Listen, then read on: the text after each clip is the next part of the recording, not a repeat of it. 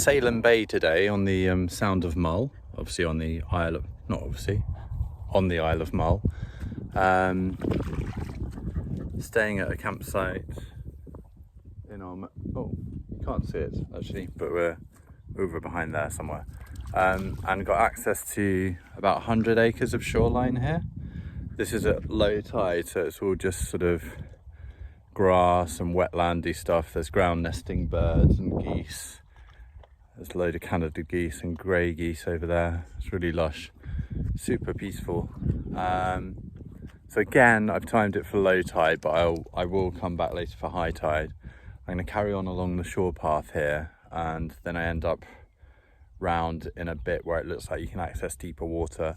The owner of the campsite went out in his boat yesterday, I think, and got some coal fish. Obviously that's in deeper water, but it looks like there's a bit of shoreline here where I can access some rocky deeper water. So give it a go for some pollock again, maybe. Might not be that deep, but yeah, let's see what's in there. It's just really pretty and peaceful. So yeah, I'll head down there now. Well, here's some of the exposed rocks at low tide. So it looks like once the tide comes in, there could be a couple of feet of water over all this reef with seaweed and so on.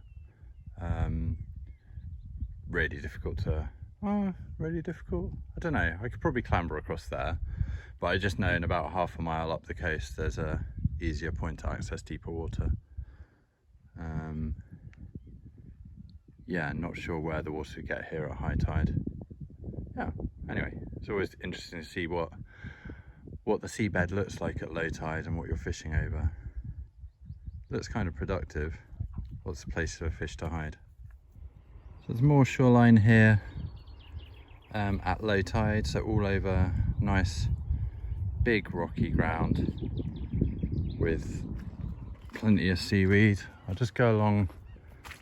There's a bit more going on over here. Oh, a handy bench. Yeah, right, okay. So we've got rocks here. Don't go down there, Murray, stay. Interesting. About a 20-foot drop off these rocks and then into a pool that's still there at low tide of a few feet. So this, yeah, this would be the best spot at high tide. Let's see. So low tide, it's still falling, but it's 1.8 meters at the moment, and high tide is 3 meters. Okay, so it only comes up 1.2 meters. So I think I'd probably get down onto these first dark rocks and then toss out a lure into the middle of this pool, it being the deepest bit. We'll head out onto those rocks, or possibly onto that promontory. Yeah, that would be interesting. Go around there. I'm going to have a look around there.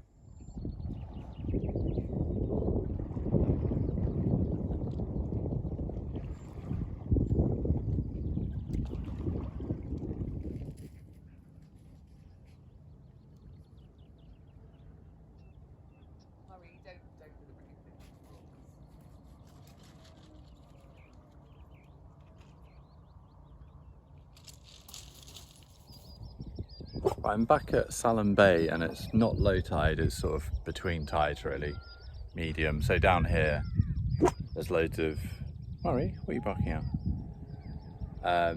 Loads of bladderwrack to pull lure through, but could probably do with a couple more feet. Over by the old pier, which way am I going? Oh my god, mirrors. Anyway, there's an old pier here. I'm going to go down there and cast out an Ibu Toby. I should be able to get out into the deeper water and pull it back alongside the old wooden pillars of the pier. Yeah, so I'm just going to walk around this bit of the bay, start off there, and then as the tide comes in, I'll start lobbing into this bay as well where it's deeper. really, really weedy. So I'll show you a trick I'll be using, a little product to make essentially any treble weedless. I'll show you that in a minute. No, the weather's lush. This is actually, I think, going to be last day of fishing in Scotland. I've been up here for nearly 4 weeks now, and people having fun on a boat over there. Yeah, I've very much felt like a coarse fisherman in a place that is suited for game fishing and sea fishing. But yeah, very different to England. The Highlands of Scotland are basically, there's no coarse fish really. You know, the freshwater lochs have pike and perch, but I think really you've got to go on a boat to get to them. The sea in April is still generally a bit too cold to bring any of the interesting fish into shore, so again you've got to go out to sea, and the rivers are just controlled by, well, they're all privately owned, and you need to you know, pay for permits to fish for trout or salmon, even if you are catch and releasing, which I think is unfair, but it's just a way of fishing up here. It's fine, you know, and it's a big money spinner and a tourist attraction. That's fair enough. But I do miss coarse fishing back down in England, so I think probably I'm going to do a couple of videos in May at some carp fisheries that always produce and are great fun fishing at. But anyway, today I'm going to head over there. I'll show you the gear I've bought in Tobermory on Mull, and yeah, give it a go. Right, I'm just down, sorry, camera's a bit crooked, is that better? Yeah, I'm down by the old pier, so I'm sitting on a load of massive boulders here. They're a bit hairy, they weren't sort of thing I would like to have fallen over on. Yeah, so the rocks go straight down into about, looks like 5 or 6 feet of water. So I think if I toss out what I've got here, I'll show you in a sec, to the end of this old pier, whoop, over there, could be quite interesting. I went shopping to Tobermory yesterday. Actually, most importantly, went to Tobermory to celebrate our wedding anniversary. Our anniversary of meeting 21 years ago, me and my wife, not Murray. And we had the most amazing seafood platter in the fish cafe in Tobermory. Did you have a little bit, Murray? You had a little bit of crab, didn't you, I think? You weren't that sure about the crab. Anyway, it was amazing. Also, there was a fishing shop called Tackle and Books. It was mostly books, and then they had quite a nice corner of sea fishing tackle and game fishing tackle. So there I managed to buy the only sand eely lure they had left. Unfortunately not white and sand. Alright, get your nose out. White and sand eely. It's an Eddystone eel. I think that could be quite interesting. It's a stupid colour, but that's the only one they had left. And some drop shot lures, these sort of wormy things made by Berkeley Power Bait. So big, thick worms that you can drop shot rig. That would be quite interesting if you can find anywhere to drop into. And I got a Toby rocket as well, which is essentially an Nabu Toby, 21 grams. I'll show you, it's a little different. It's kind of, I think it's a bit more streamlined. Here it is. Yeah, an Nabu Toby rocket, 20 grams. I've also added the bait shield on the end, B8 shield, bait shield. That basically means the treble points are covered and it should pull through weed, and there is a lot of seaweed here, without catching. But I'll see. I mean, I wouldn't be totally surprised if I lose this lure on the first cast, but you never know. I can get some decent distance with a 20 gram. Yeah, let's see how it goes. Right, I'm going to cast from a seated position because Murray's currently standing on my legs, so I can't stand up.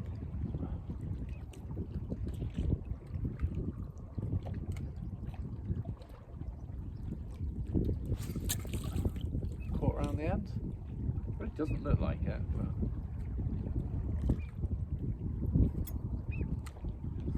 obviously was. Oh, nice. Get some decent distance on that. So it's heavy, that's going to be sinking to the bottom pretty quickly. I'm going to be hitting seaweed and rocks quite soon.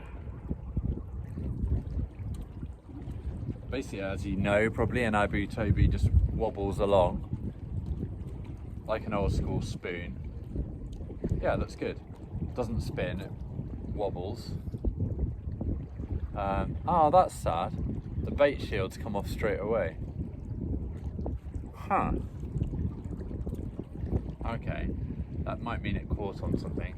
I'm going to carry on without it. But a bit of feedback for the bait shield guys there. That did not last one cast, unfortunately.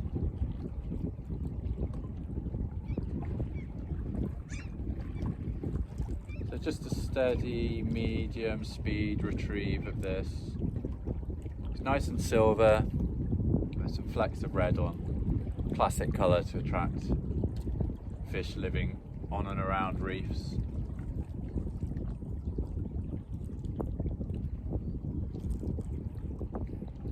I'm going to cast closer to those old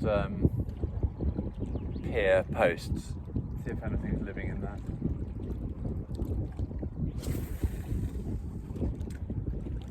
I need to stand up ideally, which I will as soon as I can move, Murray.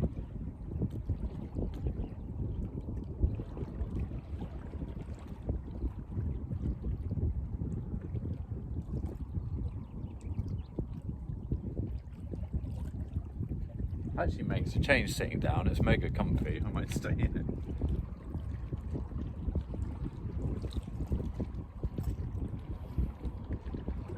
Living a month in a camper van is not the best for your back if you've already got a slightly dodgy back.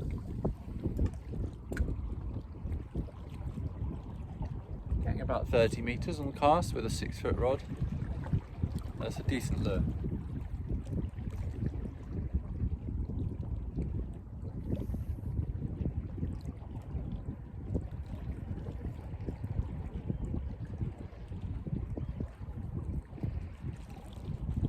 Doesn't look like somewhere to drop shot, so I think I will give this Abu probably another half an hour and then switch to that Eddystone eel.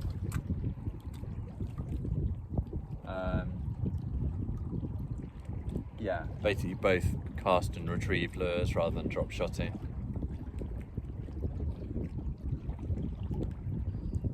Might risk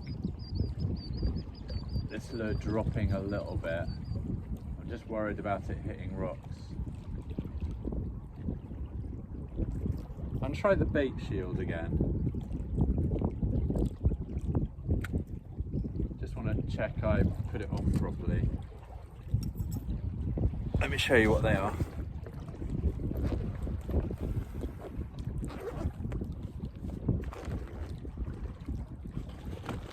There's no food in here, Murray. Right.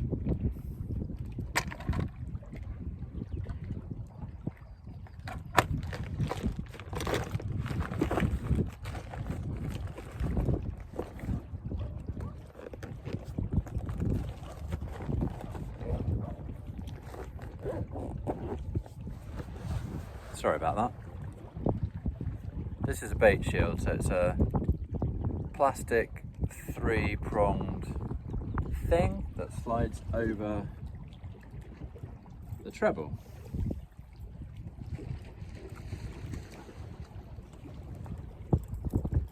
Like so. You have to be careful, Murray. Right, so you find the slit in the bait shield and slide it up. The shaft.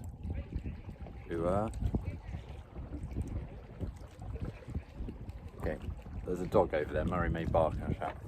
Murray, watch out. slightly unsafe.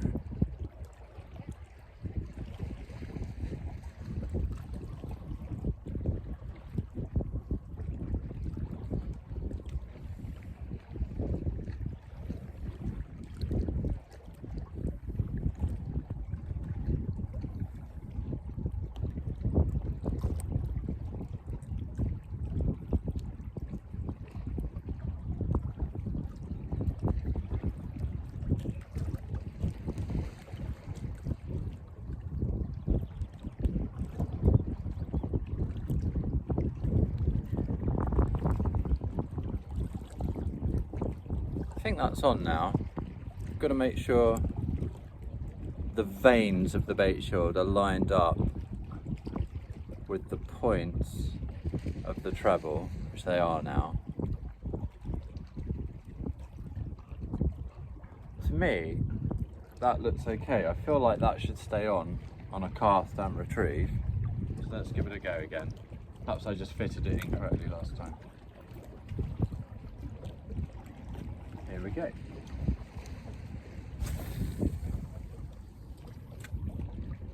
This is going to be really handy for pulling, well, retrieving back through all this bladderwrack.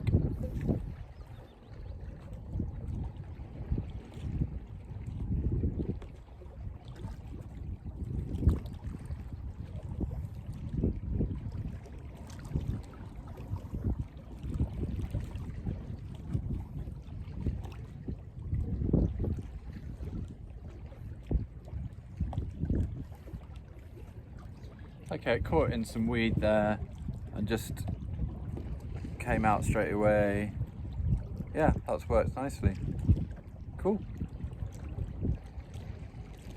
Right, Murray, I'm just going to move a little bit, darling.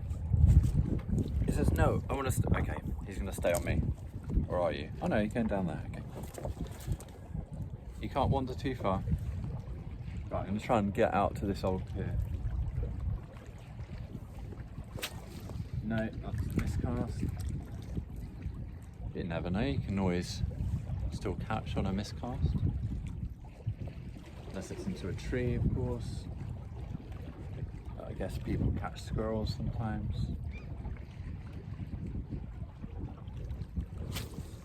That's better. There's a bit of a crosswind, which I'm hitting.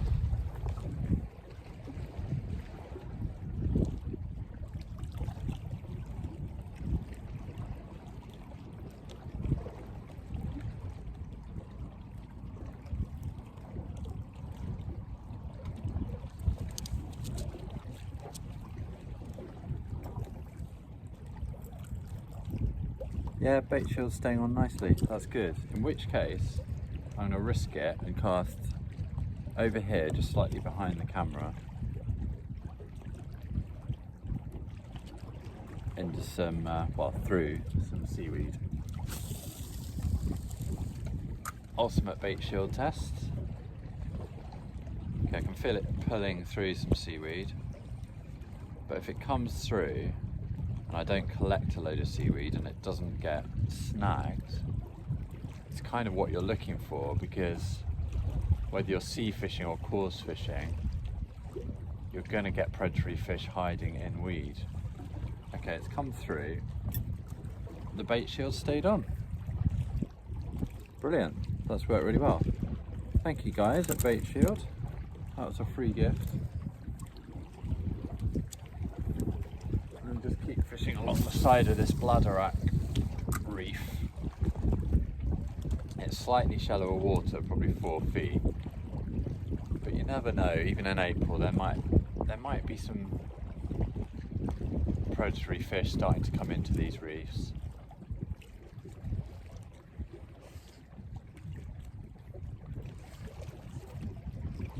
Snag, pulled out.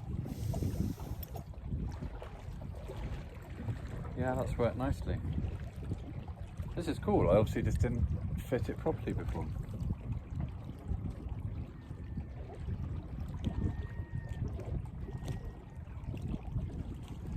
Murray got bored and went clambering over the rocks and then just completely took out the camera and tripod, which fell down between some rocks here, but appears to be fine. I've now dropped my lure right onto the bottom because of that. Murray, you can't go any further, darling. Come back this way. Come back. Yeah, that's it. Good boy.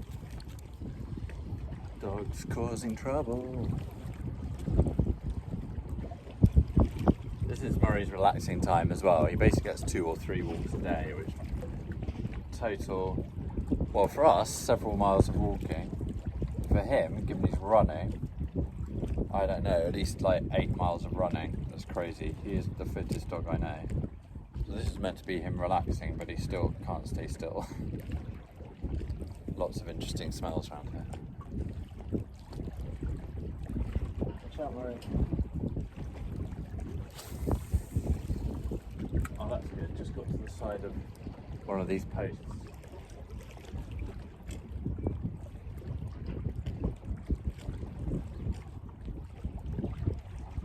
Piles, I guess. They're called piles.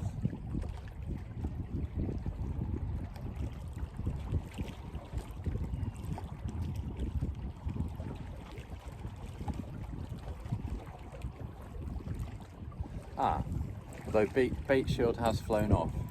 I'd say bait shield does not stay on for very long, guys. Yeah. Okay. Just change my angle a little bit. Try and cast out to those here piles. A little bit more.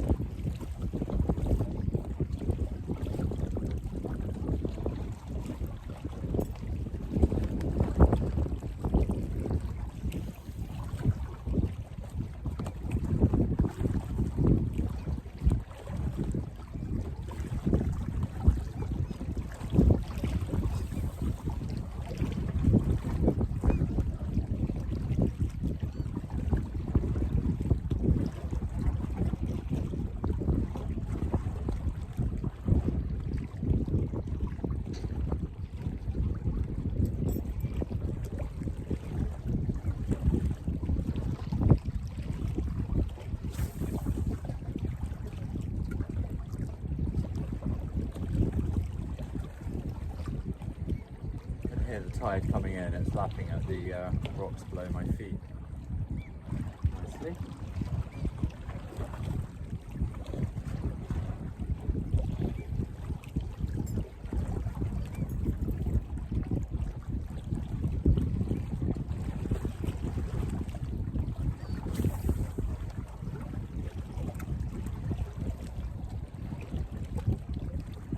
I could clamber down to those rocks, but I think probably in about 20 minutes they'll be underwater, so it's not really worth it.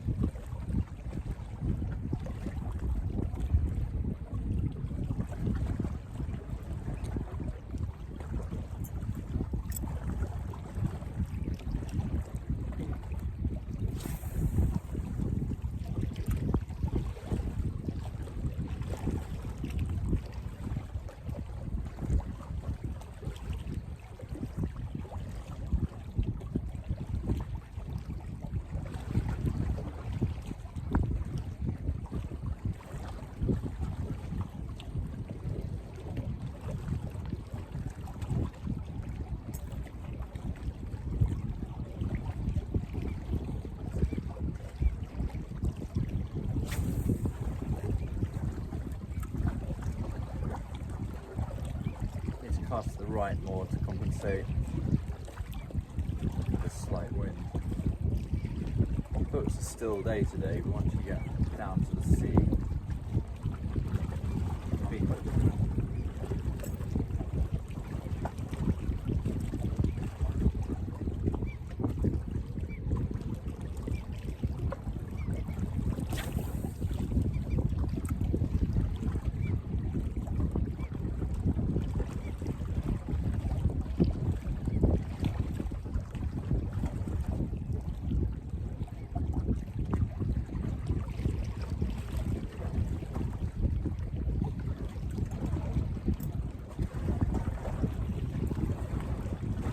Right, I think I've given the Toby about, whoa, oh, am I sitting? Yes. Yeah, given the Toby Rocket probably about probably about an hour now, I think I'll switch up to a soft plastic, that Eddystone eel. I'll show you that in a second. Right, just unboxing the Eddystone eel. Murray's fascinated, thinks it's food. Never used one of these before, but essentially a soft plastic that looks, well, it's the size and sort of shape of a sand eel, which is obviously a hugely popular fish bait and fish, well, a bait fish up in Scotland, or everywhere really, frankly. Up here the puffins love them. Right, let's see what we're dealing with. Yeah, nice. So a weighted bit at the front with the hook built in, nice paddle tail, about 6 inches long. Let's clip him on. The colour's crazy, but it's the only colour they had left in the tackle shop. I would rather have gone a light colour, but who knows, that might be fine. And I'm guessing it will drop if you want it to drop, and then you can retrieve it up again, or you could just do a steady retrieve that's tail paddling away. And because the hook's on the top, it's not weedless as such, but you're much less likely to catch onto weed and snags as it's bumping across the bottom or whatever. I'm just also gonna flatten down its barb. The hook, it's a single hook, but it's got one really big barb, and I always like to fish barbless or squashed down barbs. Because I'm always catch and release, want to send the fish back in as healthy state as possible. So just flatten that down with my very handy Savage Gear braid scissors that have a barb flattener on the end. That is a tough hook.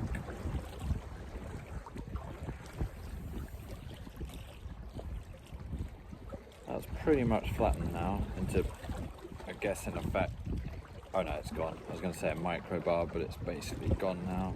There we go, that's good. See how this casts. Never used such a thing.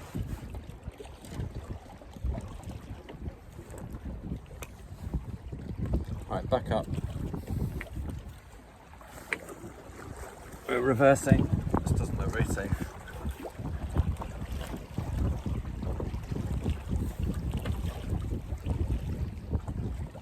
Okay.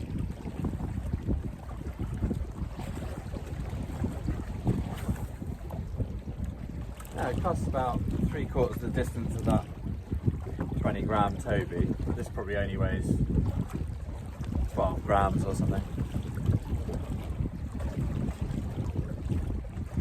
Oh, it looks great. Yeah, nice paddle tail action. Oh, I like it.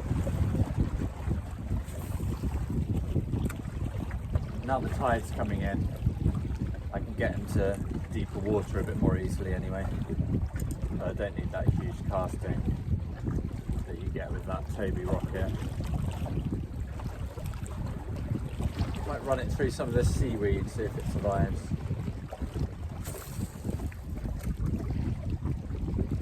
Should do. With lures I always fish with really heavy braid, so I can straighten the hook if need be. And you get the lure back rather than snapping off if you're using light line.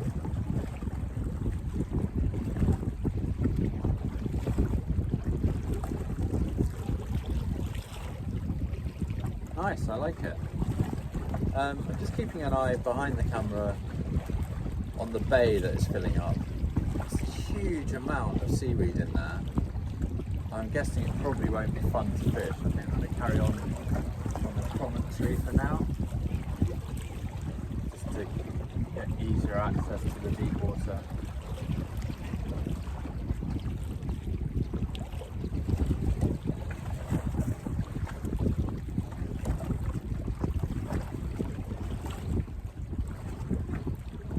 Nice. Mr. Eddystone eel.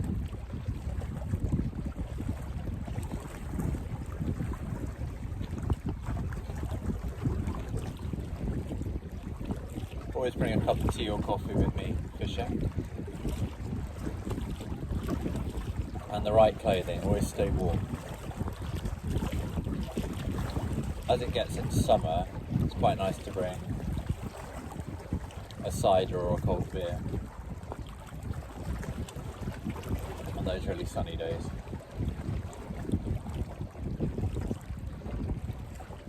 I must also point out, importantly, that I'm wearing my Cure Disintegration t-shirt. I want it to be my lucky fishing t-shirt, but I don't have such a thing, and I haven't worn this enough. I caught enough fish while wearing it, but this could be the day.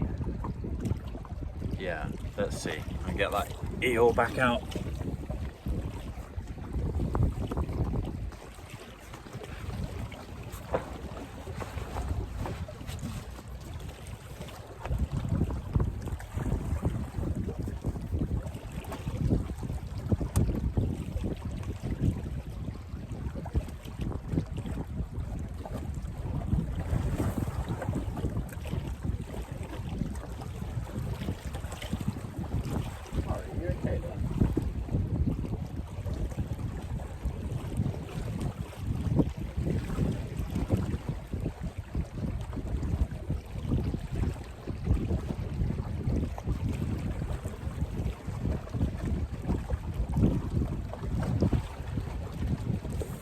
I think this soft plastic Eddystone eel would be amazing in a spot I know in Falmouth where I've caught some 4-pound wrasse.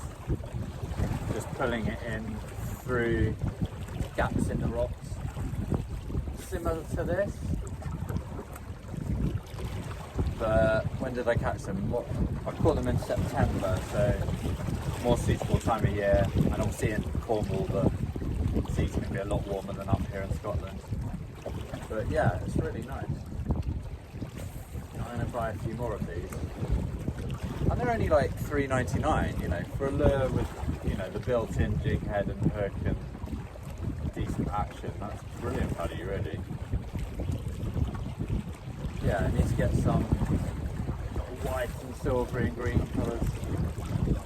It's nice. Little hard cast into the wind, but still getting 15-20 metres on the cast. So, what I may do is, I think I've fished this spot enough. Hold on a sec, I think. Ow! I'll show you on camera, that's a decent hook. I'm going to move up the coast, base it around up here, which is a bay covered in bladderwrack, but I think I can probably get a lure through that, and the water's at okay depth, and it's just, it looks like really like the sort of place you'd find some predatory fish. So yeah, I'm gonna give that a go now. Just need to get off this bit of land safely. Yeah, actually I can see I might be able to walk around essentially on a rocky beach to that spot. So see you in a bit. Just scrambled down the rocks here into this nice little bay. As I said, full of bladderwrack. I can see baby fish in there, that's good. Yeah, it drops to about 6 feet, far enough out for me to get that soft lure out into. Obviously loads of bladderwrack, which is good and bad. You want to be fishing in between weed, obviously, but you don't want to be caught on it all the time. So we'll see how that goes. Just set the camera tripod up somewhere and then get casting. Right, so I'm still using that Eddystone eel, there he is. And yeah, as I said, just casting out into this bay that's full of rocks with bladderwrack on. See how it goes. Oh, missed cast, but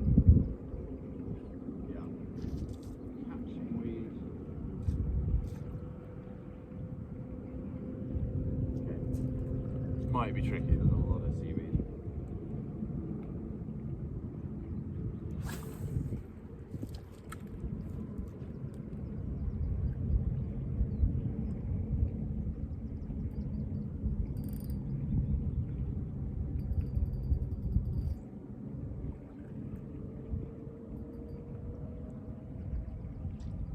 I think it might be unfishable. There's so much seaweed in here. Yeah, I'm just getting caught on. Oh god, I hope I don't lose the lure now. No, I think it's pulling through, but it's. Well, I'll show you what mighty beast I'm going to be landing. There we go. Quite a lot of seaweed. Okay, right, fine. This is unfishable then. Oh, I bet the fish love it here. But not possible to do the fishing. Ha, yeah. Went straight through one of the airfield bladders of bladder rack and then just pulled all the rest in. Cool, okay, I'll move along to a clearer patch. Just as I was leaving, I spotted this dead, well, must be dead, dogfish. Oh, here he is, under here. Oh yeah, like a smooth hound. Had a little nibble out of his side. Oh, poor guy. Closest I've got to a fish all holiday. Assume he's been attacked by something. I can't see any damage on its mouth from being caught. Very leathery skin. It's fresh as well, no smell. Oh, beautiful animal. Probably a raven or some crows will come down and feed on him. I'll leave him out a bit more obviously so he can be a tasty meal for someone. Yeah, so I just looked it up. That dogfish I just found on the shore was a lesser spotted dogfish, I'm pretty sure, or something that looked exactly like a lesser spotted dogfish. Amazing animal. It reminds me one of the first sea fishing I did when I was a kid with a friend in Wales, I think. We were night fishing from the beach and we caught probably a bigger dogfish than that. That was amazing. And I think we associated sea fishing with always having to kill your fish. So I remember trying to knock it on its head with the heaviest thing I had, which was a pair of forceps. So all I was doing was bashing it on the head, and dogfish and those sort of fish have got sort of like eyelids, so I was bashing it on the head and it was just like closing its eyes like this. I mean, they were tiny, the forceps, so it had no effect really, so we just put it back in the water. But it's a lasting weird memory of yeah, catching a dogfish. Anyway, I'm down on the beach here on the other side of the old pier. Yeah, decent depth of water here, so I thought I'd just cast from the beach and see how it goes. I've probably only got about half an hour of fishing left before I've got to pack up the camper van and head off to get the ferry off of Mull and back onto the Scottish mainland. So let's see how it goes. Oh, it's the Eddystone eel still.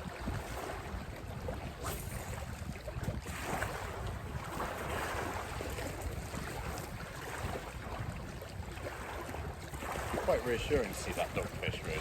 I mean, there's definitely fish in there. I don't think I'd catch a dogfish on... I don't think I'd catch a dogfish on a lure, but correct me if I'm wrong. Sort of bottom feeding fish that you need to ledger, you know, lobworm or some dead mackerel or something like that, I guess. Something real bait and tasty.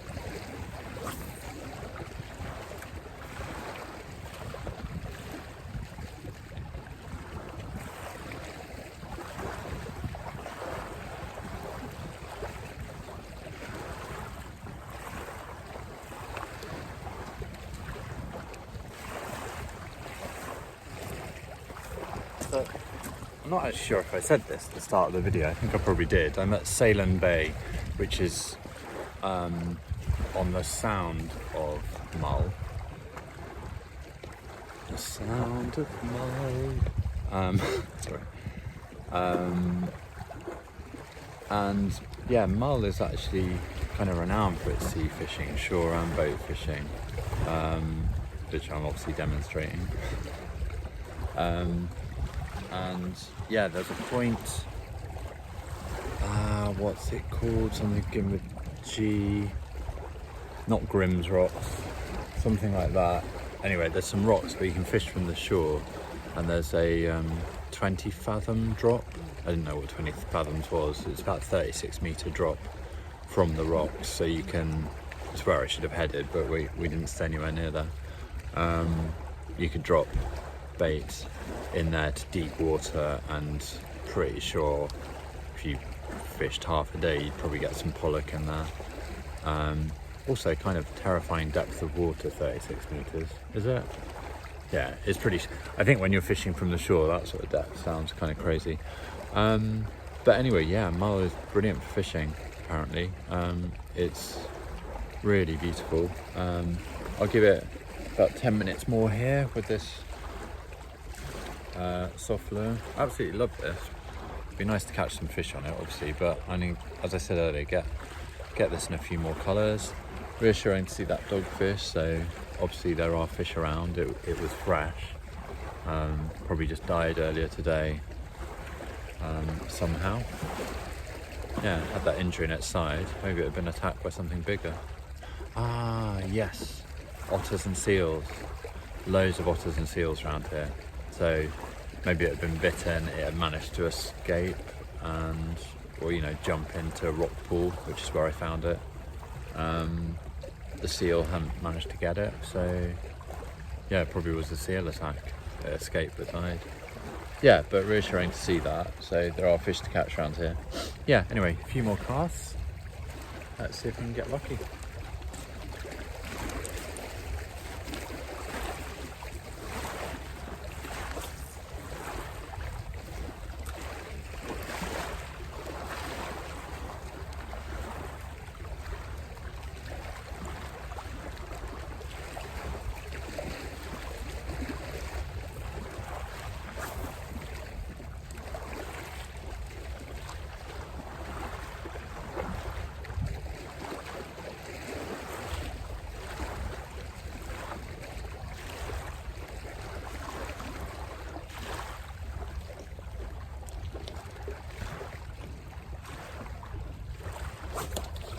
Oh, incredible.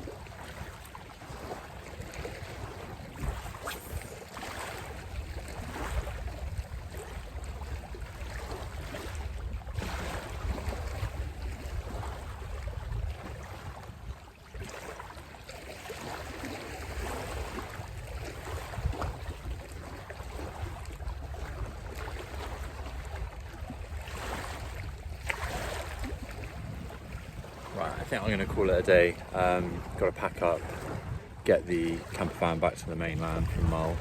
One thing I noticed with this Eddystone eel is I think it used to have two eyes at the front, and I bet they were just little stickers and they've come off. So that's annoying and a bit of a pointless feature. You might as well put some, you know, build it into the rubber instead so it stays there, rather than a sort of waste of a sticker that's going to come off. Anyway, small gripe. Yeah, we're heading next. Where are we going? Yeah, tonight down to a beautiful little estuary Might get some fishing in the morning. Can't remember because we've got to rush. No, we don't have to rush anywhere. Anyway, this is boring. There may be another fishing video in Scotland. If not, my next one will be probably doing some carp fishing down in the Bristol area. So thanks for your patience while I haven't caught anything. At least you saw a dogfish today. Yeah, and please like and subscribe. Cheers. Bye.